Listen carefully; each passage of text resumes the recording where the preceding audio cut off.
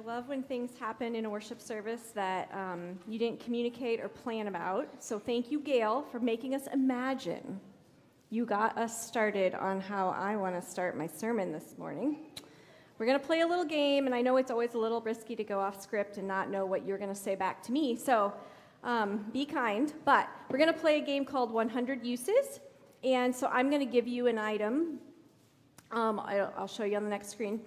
And I want you just to shout out, take turns, popcorn style, shouting out a use for this item that is not its actual use. Does that make sense? We won't get to 100. That's just what the game's called. So, okay. Do you understand the instructions? Something you could use this for that's not the intended item. Okay, a rolling pin. Play-Doh? Is that what you said? Somebody said that. You could hit someone. That was my kid, guys. Don't worry about it. It's fine. I can't hear anything. Apparently, let's raise your hand. Apparently, I'm in my 40s and can't understand. Okay, Lori. A decoration. Love it. Hattie. Louder. To crack a nut. What a great idea. Jesse, you got something? Louder. Baseball bat, love it. John? A massager, ooh, that's great. Who am I missing? Anybody? Bodie doesn't actually have one. I mean, we got to like 7. Lucas? A fly swatter, great idea. That's a good one. That fly will not make it. I don't know whose hand is it. Is it Ellis? What do you got for me? Oh, to break an egg. Great idea. Great idea. I love it. It's a lot of destruction. David? Yes. A toilet paper holder. I can see that. Okay, you're very good at this. Well done, guys. When I thought about imagination this week, I thought a lot about my kids, and you'll notice actually that a lot of kids raise their hands. They're really good at this. So a few just quick stories that came to my mind right off the bat. The one of Judah, very vivid memory. So he's our youngest, and our middle, like the next kid up, Amelia went to kindergarten, and this is probably day 2 of her kindergarten, and he sat me down by his little car mat, and he said, "Mom, you be the sister, I'll be the brother, and we'll play cars." And he missed his sister so much, and he wanted me to pretend and imagine that I was his sister because she was at kindergarten and I would play cars. The little picture of Amelia, this is something she did often where she would set her little people animals on boxes, and then she had a little trolley, and we would play zoo over and over, and we'd go and see the animals in all of their little pens. And then the stuffed animals, this is one of my favorites if any of you are 8th Street preschool people. Amelia would line up all her stuffed animals. She would name them something different every time, and I'd have to remember what the names were. And then literally the game was that I would pretend to be the parent picking up the stuffy. Because there's always a parent line, and you get to the door, and Miss Jane says, like, "Oh, Judah or Amelia, it's your turn to come." And so I would be the parent for every stuffy until they got all picked up, and then they'd all come back to the couch, and we would do it over and over again. Good times at the Troyer house. So what does this have to do with anything? Good question. First of all, by doing the 100 uses exercise, if you were thinking at all, your brain now is already thinking like more creatively and imaginatively than you were at 10:30 when you walked in here. So you're welcome for that. Second, we're talking about Jeremiah today. And Jeremiah was a prophet, and Jeremiah brings a lot of strong words. Being a prophetic preacher requires imagination. Prophets need to address a world both as it was and as it was to come. I don't think it's much different than our calling today. We hold the world in our hands as it is, and we also want to infuse it with kingdom hope. The imaginative prophet presents hard truths which Jeremiah does, and presents a vision of God's world, which Jeremiah does. We use our imagination to discover ways that the kingdom of God is already breaking through, as well as to dream ways to join in that work. And so I hope right now that our brains are firing in different ways than they were an hour ago. And as we proceed with the rest of the service today, perhaps a dream will take hold in you. So put a pin in that. To understand the scripture a bit more in context, because to be fair, I'm given like 2 chapters of Jeremiah, but like a paraphrase, but also it's like, well, Jeremiah is the longest book of the Bible, if you didn't know, if you do a word count. So it's a lot to try to sum up. It's very long. And we're only given a synopsis of the 2 chapters I'm supposed to look at today. So I'm going to set the stage really, really briefly. It's likely the 6th century BCE, and this is how I'm going to break it down. Chapters 1 through 24 are full of accusations and warnings against Judah and Jerusalem. Babylon is coming for them. Beware. To be clear, the Israelites are not innocent. They have become idolatrous. They've neglected the poor, the vulnerable, the oppressed. They've engaged in dangerous politics, among other things. So the first 24 chapters is sort of a railing against them. Not a great read. I mean, it's an interesting one. Chapters 25 to 45, Babylon takes out Jerusalem. 46 to 52, Babylon takes out some surrounding nations. But in the middle of all these, we find our chapters for today, which roughly is 29 through 33, although we were only given tiny parts of 29 and 31. Anyway, here in the center, you find something a bit more hopeful. Jeremiah is looking to the other side of the exile, convinced that God's covenantal love and commitment to these people does not end, has not ended, will not end. So I want you to put yourself in their shoes for a bit and try to imagine, like Gail had us do, how they might feel. They've been exiled. They're displaced from their homes. It was a pretty dismal moment in the life of God's people. Their land was in ruins. It had been overtaken. The temple was destroyed. They had lived through violence and destruction and captivity. And so how in this moment would that feel?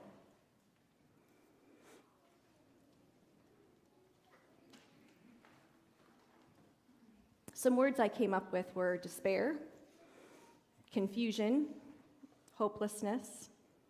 There's many others. So it's in that space then that Jeremiah comes with the words for today.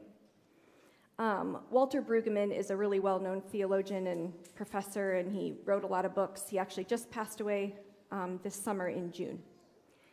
One of the many books he wrote was a book on Jeremiah. And he says that Jeremiah would have been known to the Israelites, and in fact, in his words, Jeremiah had been a thorn in the side of establishment for a long time with his savage poetry. I just feel like that gets us a little flavor of who Jeremiah is. He'd been a thorn in the side of establishment, so that's our prophet. So what does he tell them? Before we get to that part, imagine with me, again, of what we might expect Jeremiah to say in this moment. What advice Jeremiah might have given God's people as they live in this foreign land, a strange city. They're among their oppressors, people who exiled them. I feel like conventional wisdom might say to stay apart and stay isolated. Have as little to do with this unknown city and its citizens. Keep to yourself. Or maybe fight back. Create an uprising. But of course, since that's what we assume, that's not what Jeremiah says. So instead, Jeremiah says, build houses, live in them, plant gardens, and eat what they produce. Marry and have children. In essence, Jeremiah says to settle in and live there and be part of the community.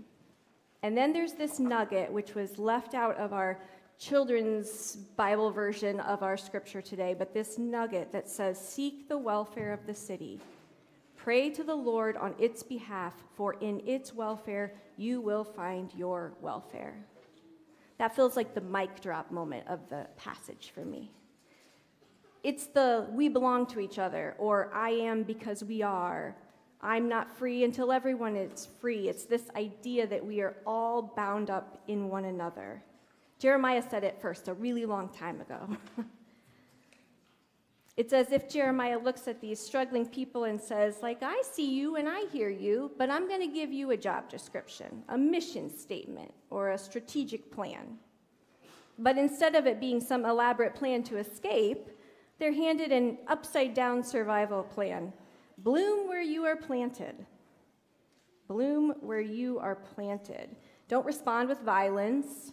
Don't live in the past, stuck with nostalgia for what you had back then. Seek the shalom of Babylon, your captors. I was struck that this plan didn't give much advice in the way of what we consider maybe stereotypical Christianese language. Besides praying for the city, it's all very practical.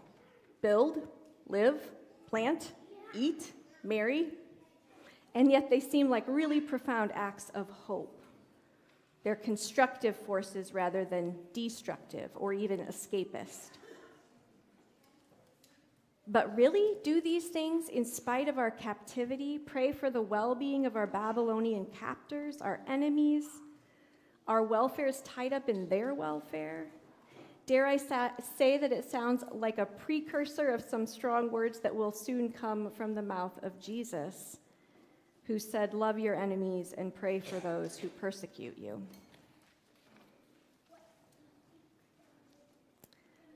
Followed close behind these verses come a really well-known verse that we, put on throw pillows and hang on our wall. Verse 11 reads, I know the plans I have for you. They are plans for goodness and not for harm, to give you a future with hope. And I got to be honest, I've read these words my whole life as sort of this grand plan for my personal life, right? It's a promise that a plan's laid out for Janice, tailored for me. It's going to be tidy and wonderful and individual, which is fine. But reading it in the context of this story and these people feels really different.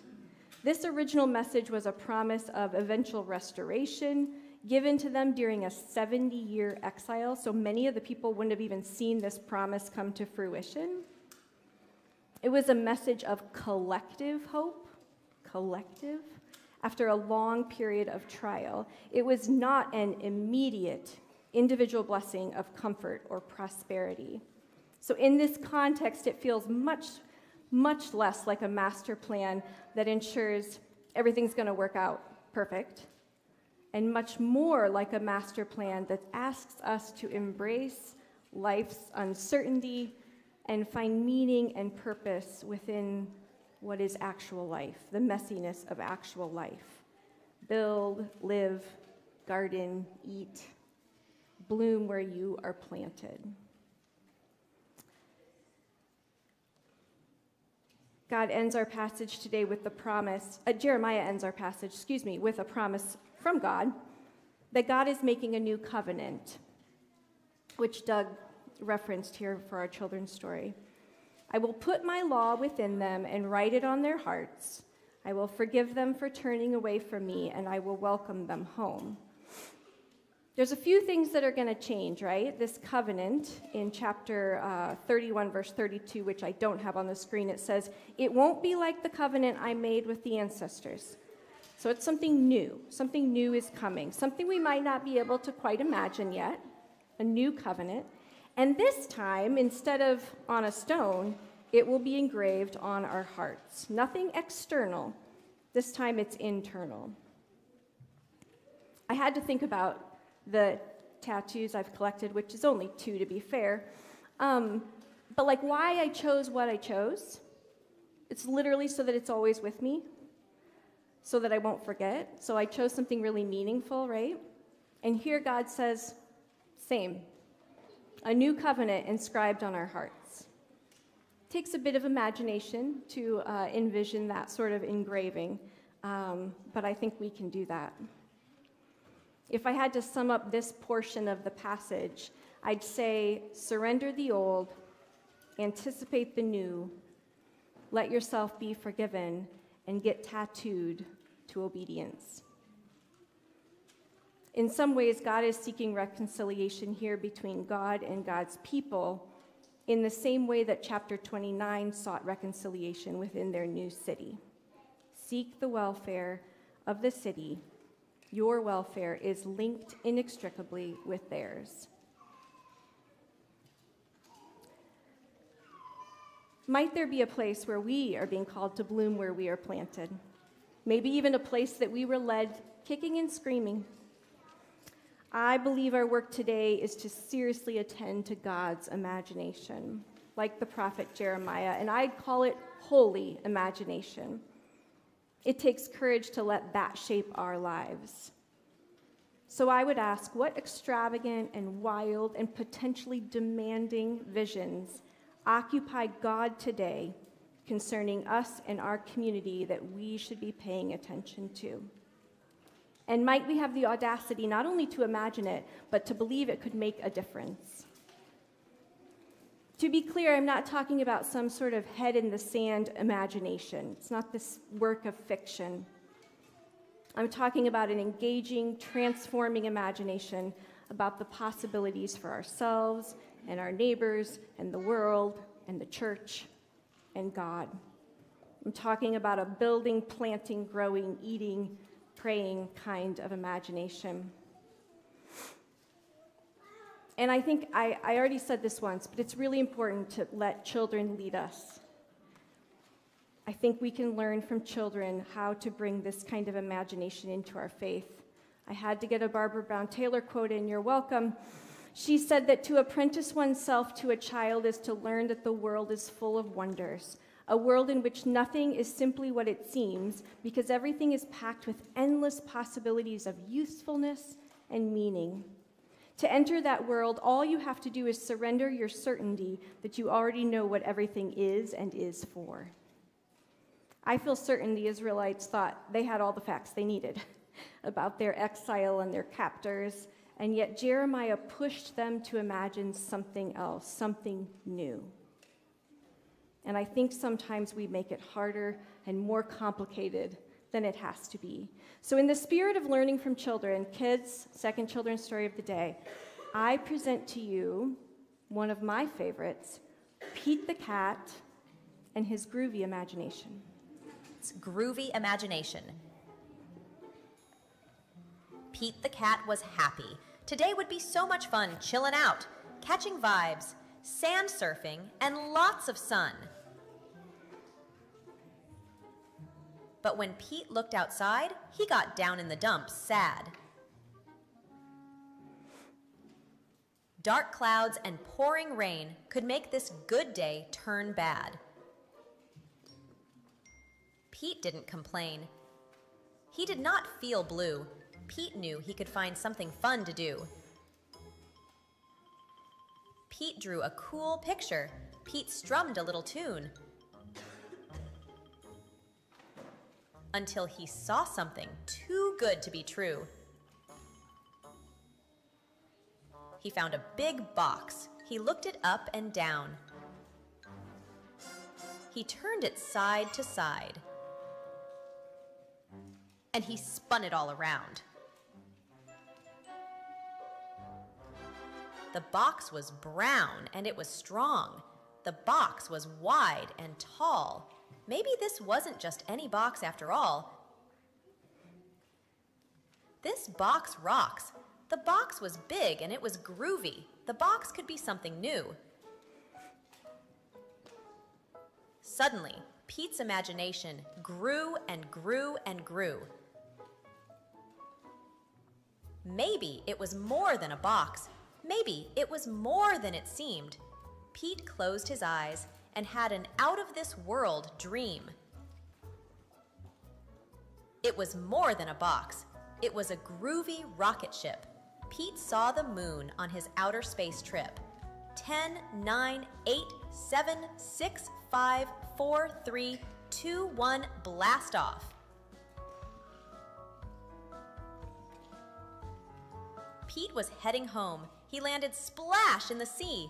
Pete had to think fast. Now what could this box be? The box was big and it was groovy. The box could be something new. Suddenly, Pete's imagination grew and grew and grew.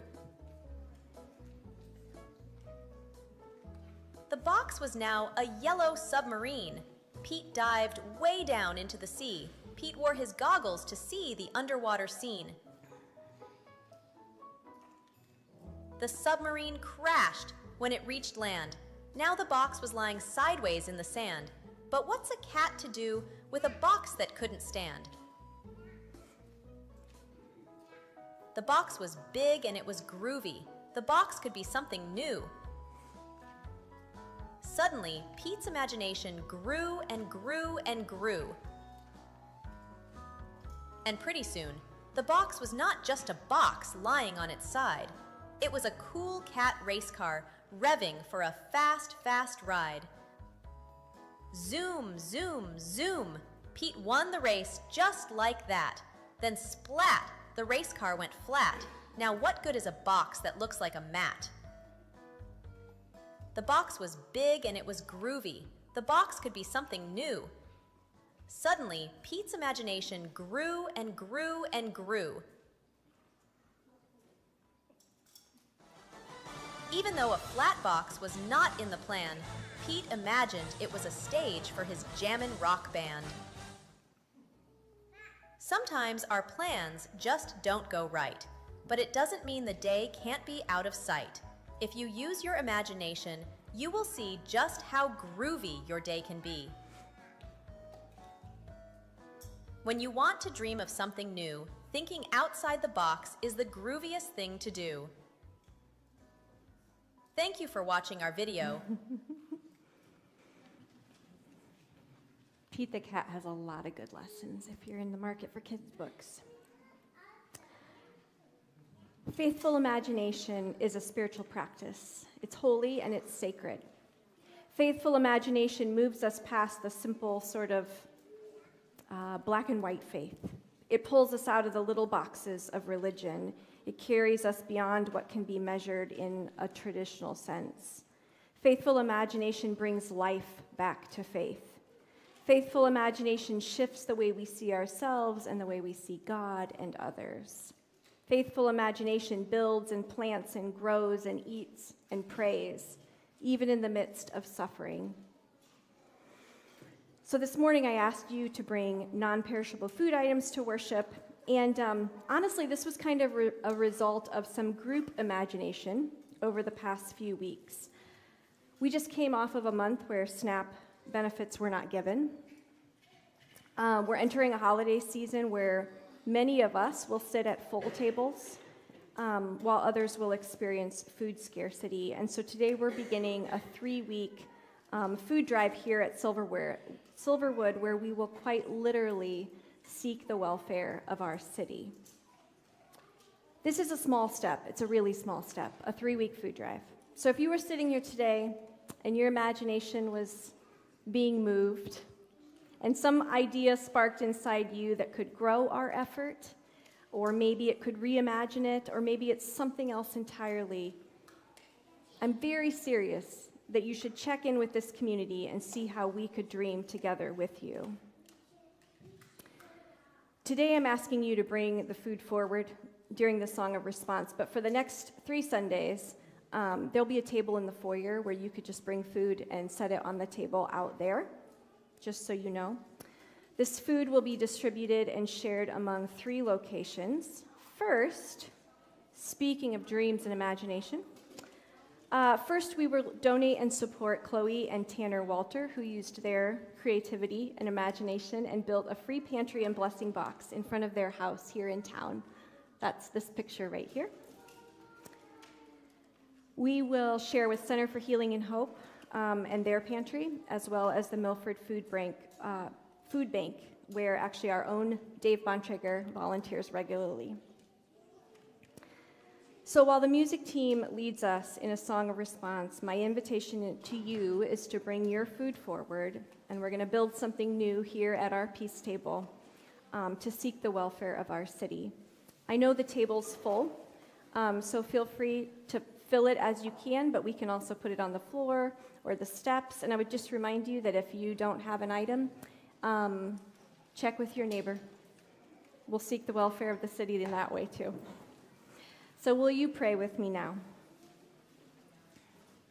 Gracious God, I just thank you for your promise of something new and for engraving those words on our hearts.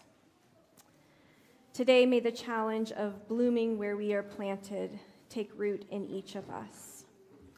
Give us the courage to join you in creating cities where neighborhoods remain vibrant and whole, and people find support and community, and where just everyone can flourish. Make the diverse fabric of our city a delight to all who live and visit here. May we be the hands and feet in your kingdom work. And finally, God, I just ask that you fill us with your holy imagination. Push us to think big and bold and outside the boxes that we construct around us to keep us safe. May we build and plant and grow something beautiful as we seek the welfare of the city. Amen.